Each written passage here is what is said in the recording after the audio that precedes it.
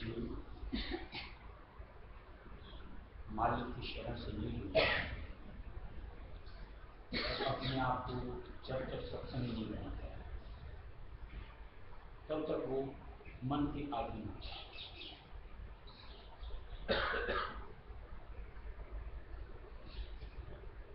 यानी उसको हैंडल करने का काम सिर्फ मन ही है। यानी वो जो समझौती देता है उस अनुसार हम अपने आप को बढ़ाते हैं जिंदगी में। लेकिन जहां मालिक की शरण मिल जाती है, यानी सत्संगी बन जाती है, जैसा कि मालिक ने अपने ग्रंथों में दिया है, इस मन से खूब छुड़ा लेनी चाहिए। क्योंकि जब तक इसके खूटे से अपने आप बंधे रखोगे तब तक ये मालिक की ओर हमको आने नहीं देगा।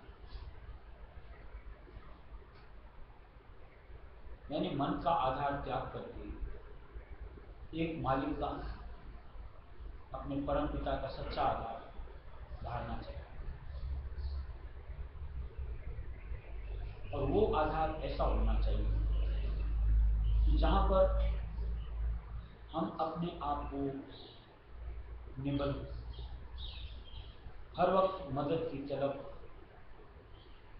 यानी ऐसा कि जैसे ये भजन गाते हैं, मैं अबोध गुरु हूं सिर्फ तेरा, यानी मुझको कोई चीज का ज्ञान नहीं, जो कि सच्चाई है परमार्थ के रास्ते पर। दुनिया का जितना भी ज्ञान समाओ उसके हिसाब से आप अपने आप को जितना भी चतुर सुजान मानो, लेकिन सब व्यर्थ है। क्योंकि उसका परमार्थ से मतलब कोई मिक्स एंड मैच ही नहीं होती। और उस जो आपका ज्ञान उधर का बटोर रखा है, उसको अगर इधर परमार्थ में कहीं उसका जुगत लगाने का प्रयत्न करोगे तो बजाय फायदे की आप अपना नुकसान करते हो।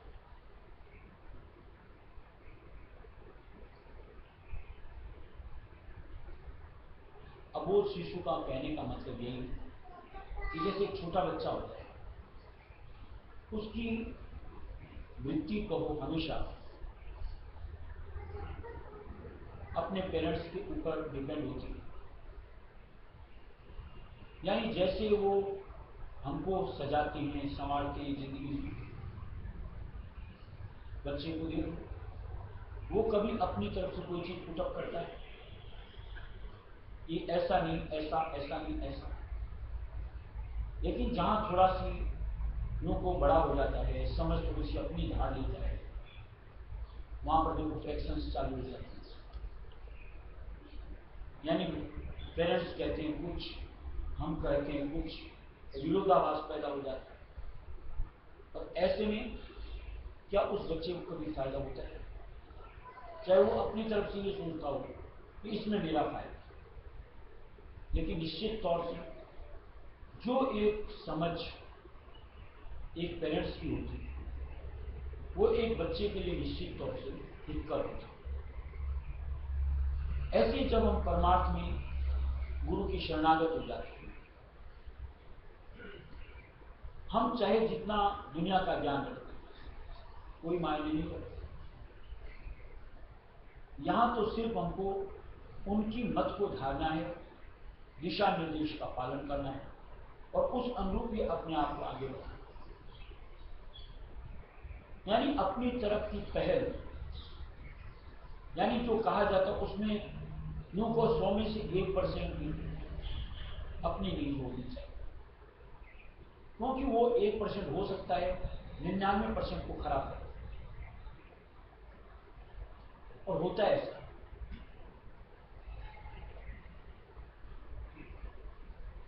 जो हम लोगों के राय मत में 2 शब्द दिए हुए हैं कि मालिक की मौज में रहो, मालिक की रजा में बरतो। ये मौज और रजा को हमको समझना चाहिए और उनका आधार धारना चाहिए। और मौज और रजा को अगर समझना चाहो, इसका कैसा एक अपने साथ अनुभूति की बात, ये जैसे मान लो एक छोटा बच्चा होता है, जैसे मैसेज वगैरह में आता है कि बच्चे को जैसे आप बच्चे को हवा में उछालते हैं, उसको भय होता है मैं जमीन पे गिरूंगा, ऊपर भी जाके हंसता है, यानी अधर में होकर। क्यों? कि उसको पता है कि मुझको नीचे मेरे पेरेंट्स थामेंगे, गोद में लपकेंगे, मुझे चोट नहीं आने देंगे। ऐसे मालिक हमारे साथ कुछ भी सलूक करता है, उसमें मौज को रखना हमारे लिए निश्चित तौर से फायदेमंद होता है। एक विश्वास ये हो जाए कि मालिक के आधार पर है, मेरा कुछ बिगाड़ हो ही नहीं सकता। किसी तरह का भय, संकोच कुछ भी नहीं होगा, और उसमें निश्चित तौर से परमार्थ की हमारी बेहतरी होती है, तरक्की बनती है। और जहां आप उसमें संकोच धारोगे, क्या पता मैं नीचे गिर गया तो, बस इतने में तो काम खत्म होता है। और शरण के आधार के लिए जैसे कई एक उदाहरण अपने जैसे दिए गए भी हैं, सत्संग में कई मरतबा सुना भी है अपने कि कैसा होना चाहिए कि जैसे एक बिल्ली के बच्चे, नहीं कि आप अपने हिसाब से इठलाते हुए चलते, जिधर चाह उधर निकल पड़ो, ये सत्संगी की गति नहीं है। सत्संगी की तो अपनी सोच ऐसी होनी चाहिए कि जैसे मालिक रखे मुझे वैसे रहना है, जिधर ले जाए उधर जाना है, मुझे अपनी समझ धारनी है। जैसे तुलनात्मक दृष्टिकोण से मालिक ने जैसे समझाया कि जैसे एक बंदर का बच्चा होता है, तो अपनी एक सोच लेकर के मां की छाती में चढ़ जाता है, और जैसे वो फलानती है साथ साथ फलानता जाता है, कोई खराबी नहीं उसमें, लेकिन कहीं ना कहीं उसमें अपना आपा होता है। लेकिन एक बिल्ली का बच्चा, उसको हिलना डुलना ही नहीं, और बिल्ली कभी भी अपने बच्चे को भूलती नहीं, बिसरती नहीं, उसको जिधर जाना होता है मुंह के अंदर दबाती है, अपने साथ ले जाती है, दूसरी जगह जहां उसको जाना होता है ले जाके रखती है। ऐसे हमको जो मालिक की शरण में आ जाते हैं, तो जैसे मालिक जहां रखना चाहिए, जिस स्थिति में रखना चाहिए, हमको तो बस वही स्थिति गंवाना होनी चाहिए, और उसमें हमको मीन में निश्चित तौर से कभी अंतर ख्याल तक नहीं आना चाहिए, होने का तो सवाल ही नहीं उठता। क्योंकि मालिक की मौज के अंदर में हमारी क्या बेहतरी है। अगर इतना ही हमको ज्ञान हो गया होता तो हम तो निपुण हो जाते, हमको शरण की जरूरत क्या है। जैसे पीछे कई सत्संग में बात हुई थी कि मालिक हमारे भूत, वर्तमान, भविष्य तीनों से वाकिफ होते हैं, और उनकी जो भी मौज होती है, लीला होती है, उसमें हमारा भविष्य आगे निर्धारित होता है। अब उसमें अगर अपन दखलंदाजी करना शुरू कर देंगे तो निश्चित तौर से जो हमारा फ्यूचर था उसके हम कहीं ना कहीं कसर करते हैं, यानी उस फल को जो हमको आगे मिलता उससे हम अपने आप को महरूम कर पा लेते। मालिक हमसे हमारा बंधन का आधार तब्दील करवाना चाहते हैं। निश्चित तौर से बंधनों की जकड़ की वजह से हम अपनी मुक्ति का साधन नहीं पाते। अभी हमारा बंधन इस नश्वर जग में कहीं ना कहीं बंधा हुआ है। आज अगर ये संघ का आधार जो मालिक हमको देता है गुरु रूप में, अगर उस संघ के आधार को धार करके अगर मालिक के चरणों में हमारा बंधन जकड़ जाए, यानी आधार तब्दील हो जाए, यही तो संतों की जुगत है, तो निश्चित तौर से बड़ी सहजता से हम अपनी मुक्ति का साधन पा सकते हैं। लेकिन उसमें फिर मन की झिझविच नहीं चलती। उसमें अपन देखेंगे ऐसे नहीं, ऐसे हो जाए या ऐसा हम करेंगे, मन एक मन की धारणा के साथ जो कि जन्म जन्म की नेचर है, तो निश्चित तौर से कहीं ना कहीं मालिक की दया से महरूम हो जाते हैं। क्या सोचते हैं कि बगैर मालिक की दया के यहां से हमारा चित्त हटेगा, मन फिरेगा, मालिक के चरणों में रमेगा। और बगैर मालिक के चरणों में रमे बगैर क्या हमको अंतर की साधन या अंतर की सिमटाओं की स्थिति मालिक का साथ मिल पाएगा?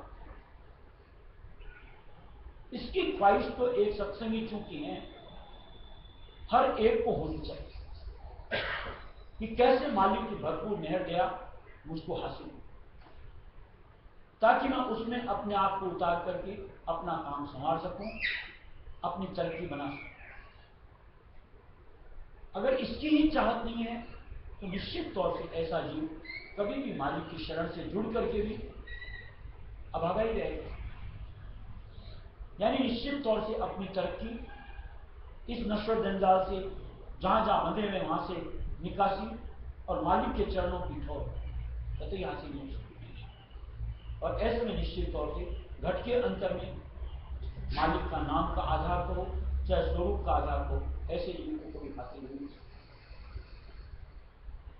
इसलिए आधार को तब्दील करना है, ये धार लो, जिस दिन भी करना है करना ही है। और जितना जल्दी धार लिया जाएगा उतना बढ़ करके इस जिंदगी में अपने काम को हम बना सकते, यानी उतनी दर्जे की तरक्की हम हासिल कर सकते। और नहीं करेंगे, अपने मन की सोच के साथ ही जुड़े रहेंगे, कोई चारा नहीं कि ऐसी स्थिति में हम काल से माया से अपने आप को छुड़ा सकते, यानी एक निज चरण का मालिक का आधार हम पा सकते। और ऐसे में निश्चित तौर है हमारी यहाँ पर रूप खसोट चालू रहेगी जैसे कि आज तक होती। चैन चैन मैं तो मरे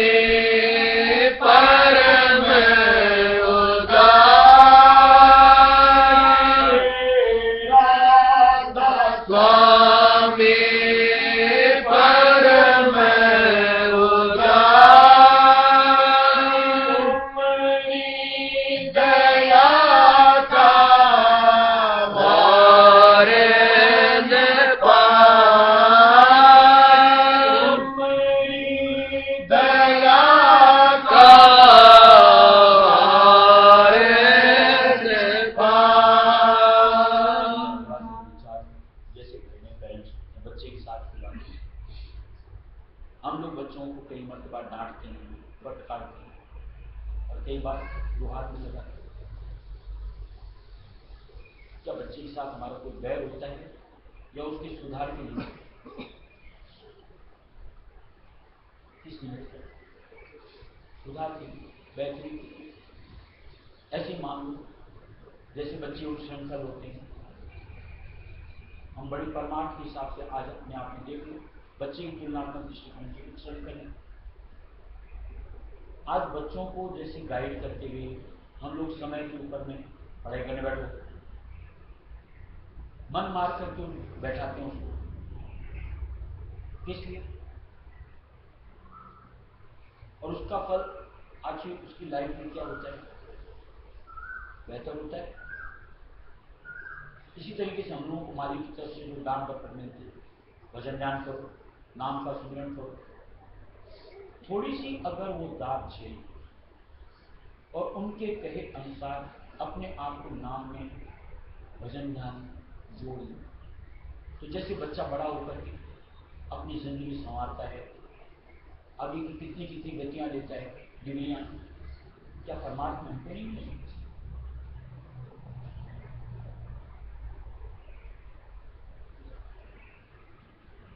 एक आधार मालिक का, जैसे एक आधार बच्चे,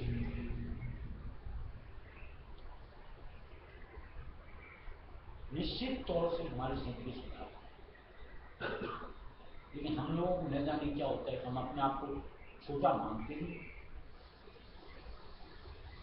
ऐसा लगता है हमसे ज्यादा तो कोई समझदार इंसान नहीं, और जो कर लो ऐसा लगता है बस जैसे खुला स्थान, जिधर जाए उधर उछलता हुआ निकल जाता है। ऐसे हम लोग देख लो क्या करते हैं, विकारों में बचते हुए तहस नहस करते हैं अपनी जिंदगी। पाते क्या आखिर सत्संग है ना, चुपचाप बैठ जाओ, ऊपर से भी डाल जाओ, प्रसाद बात थोड़ी डालो।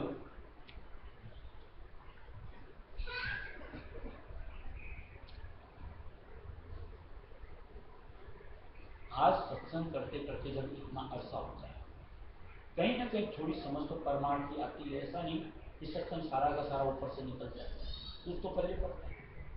तो क्या हमको अपना बुरा भला समझ में नहीं आता? ये तो समझ आना ही चाहिए कि हाँ, अगर ये करेंगे यानी मालिक के नाम से, मालिक के कथन से अपने आप को जोड़ेंगे तो ही अपना भला होगा, यानी मुक्ति उद्धार होगी। और अगर नाम से, मालिक के वचनों से नहीं जुड़ेंगे अपने आप को, तो निश्चित तौर से ये काल का शिकंजा हमसे हमारा कभी नहीं ढीला होगा। इतनी समझ तो आती है, फिर क्यों मन के कहे चलना चाहिए? जिस दिन समझ में आ जाएगी, ये पुकारोगे कि हे राय सिंह परम उदार, तुम भी दया का वार न पा, बस तुम्हारी दया चाहिए, वार पार अपने आप। यानी एक बार उसके बाद हर वक्त अपना मुंह मालिक की तरफ ही बने, समझ आएगी कि उनकी दया हासिल जितनी करो उतना हमारा काम समझ, उतनी जल्द काल के मुंह को दाव पेच हमारी खत्म हो, उनके जंजीरों से अपने आप का छुटकारा। और जहां हम उनसे विमुख होंगे, निश्चित तौर से कहीं न कहीं ऐसा हमारे साथ ज्यादती होती है, कर्मों का दायरा जुड़ता है और उसके तले हम तक चले जाते हैं। क्या इतनी भी समझ?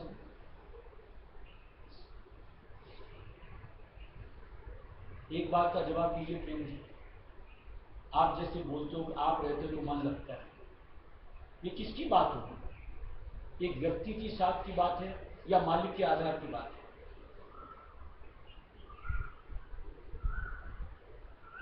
आपको बाहर का साथ चाहिए या अंतर का साथ चाहिए? बाहर का साथ तो निश्चित बात है छूटना है, दो में से एक को तो जाना ही है, 2 दिन आगे या 2 दिन पीछे, या नहीं? इस साथ को पकड़ करके कितना हासिल होता है, और ये साथ मालिक किस लिए देता है? बाहर से जुड़े रहने को या उसको पलट करके अंतर में अपने आप को जोड़ने को? और अंतर किस पल मालिक का आधार हमारे साथ नहीं होता? और अंतर से अगर मालिक से जुड़ जाओ तो शायद जंगल में जाके बैठोगे, वहां भी मन टिकता है, और नहीं तो जैसे आप जैसी स्थिति बता रहे हो, नहीं तो क्या होता है, बाहर की चीजें दिखती रहती हैं और उसमें एक जगह मन टिकता है, एक जगह नहीं टिकता है। कहीं तो सोच अपनी समझ तो सही करो, एक अपना भला बुरा इसका तो समझ आनी चाहिए। अभी आपको इतने छोटे बच्चे तो नहीं रह गए, 75 साल की उम्र है, क्या आप भी ऐसी गलतियां करते रहेंगे, नादानी करते रहेंगे कि चित्त को चंचल करो, यहां से भागो, फलानी जगह जाओ, फलानी जगह से भागो, फलानी जगह जाओ।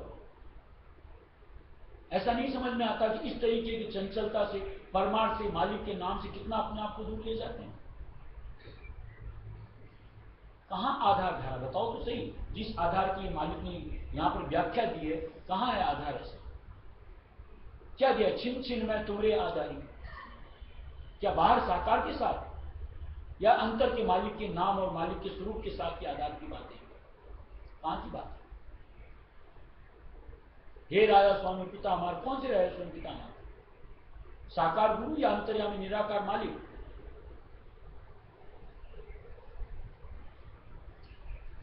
अरे बाहर में एक जैसे यहां सिखाया जाता है कैसे कबूतर, वो कबूतर की छवि दिखा दी, आप छवि देख करके रहोगे या वास्तविक कबूतर से जुड़ना चाहते हो? कबूतर को देखना चाहते हो?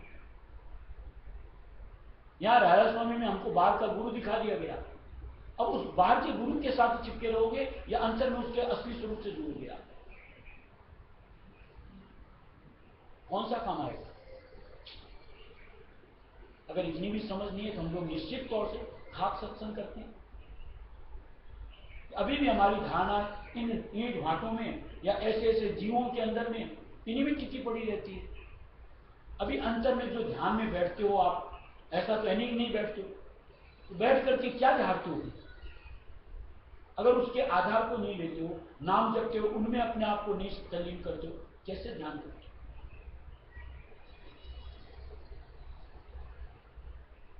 क्या इतना भी आपको फर्क नहीं समझ में आता कि एक ध्यान यहां आश्रम में बैठ के आप लगाते हो, एक ध्यान यही घर में लगाते हो, क्या कोई फर्क नहीं समझ में आता आपको?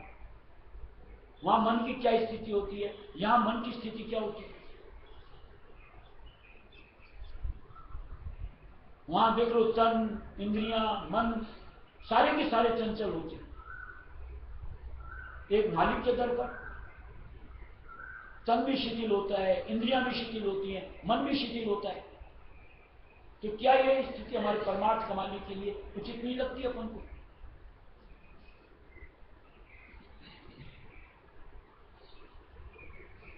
यार कहीं तो अपना भला समझो, हम आपके कोई दुश्मन नहीं है कि आपको जबरदस्ती घोंट रहे हैं।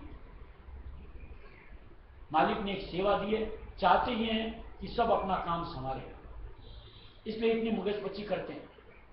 नहीं तो क्या पड़ा ये हमको आपसे? क्या नाता रिश्ता एक सत्संगी के अलावा का बताइए? क्यों टोकते टाकते हैं? मजा आता है कि टोक के मैं अपने आप को बड़ा बनाना चाहता हूं? हकीकत में तो यही है कि मैं तो आपसे छोटा बच्चा हूं, परमार्थ के हिसाब से भी, उम्र के हिसाब से। मुझे आपको इस तरीके से बात करने का हक ही नहीं होता, लेकिन एक आदेश मालिक का तो उसको पालन करना है, इसलिए इतना टोकता हूं। तो कहीं तो ये समझो कि मेरे भले के लिए कही जा रही है, कहीं तो उस आधार को छोड़ो कि जिसकी वजह से इतनी मन की यूं को चंचलता होती रहती है, कि एक ऐसा सच्चा आधार धार लो कि जहां जाकर के मन की निष्क्रिय हो जाए। एक मालिक चाहे बस वैसे ही सोचे और वैसे ही चले, उसी में हमारी तरक्की है।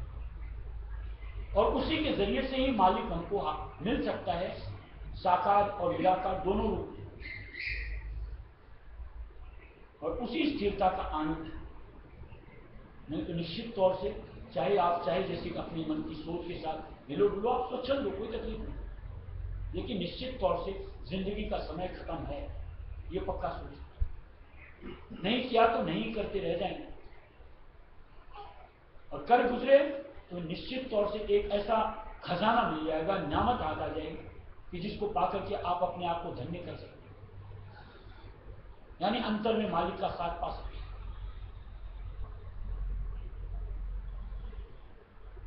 मानत रही ब्रह्म और देवा, मानत रही ब्रह्म और देवा, कीन करते रही उन सेवा,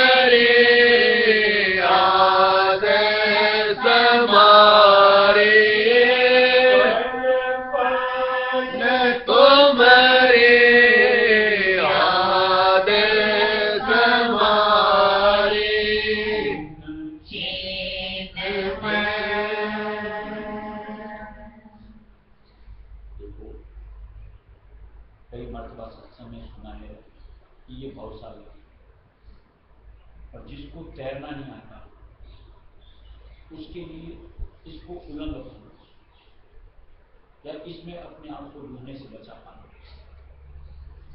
निश्चित तौर से मुश्किल, बल्कि बहुत नामुमकिन।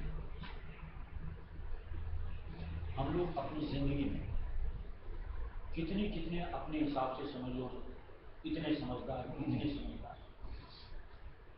कई मर्तबा ऐसा लगता है कि चारों तरफ ऐसा लगता है अंधकार, लगता है कोई आधार नहीं, अब तो बेड़ा गर्क ही। हर प्राणी की बात है, ऊपर से चाहे कहता हो कि नहीं मेरी जिंदगी में कुछ नहीं, मानने की बात है।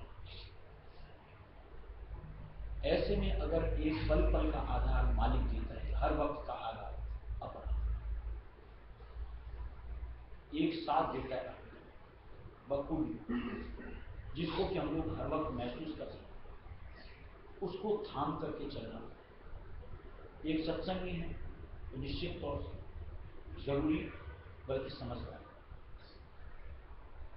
उस आधार को पकड़ करके रखा जाएगा, डूबने का तो है ही नहीं, और वो किनारा समय चाहे लगे हाथ आए।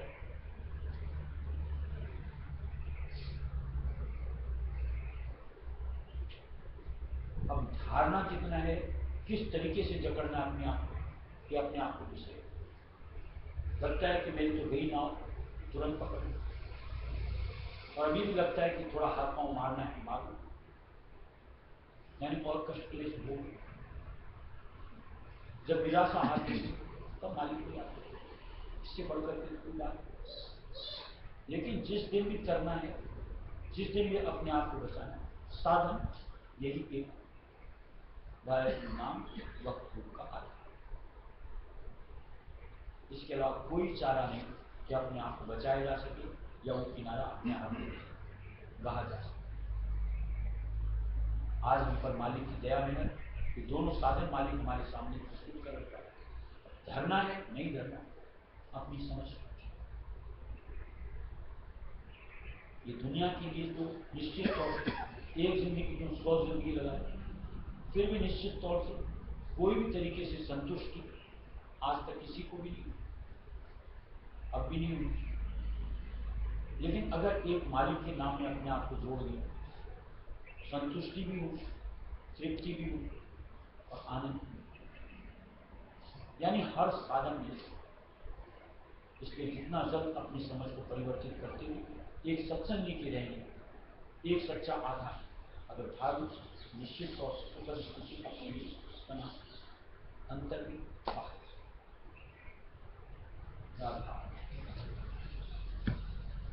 बार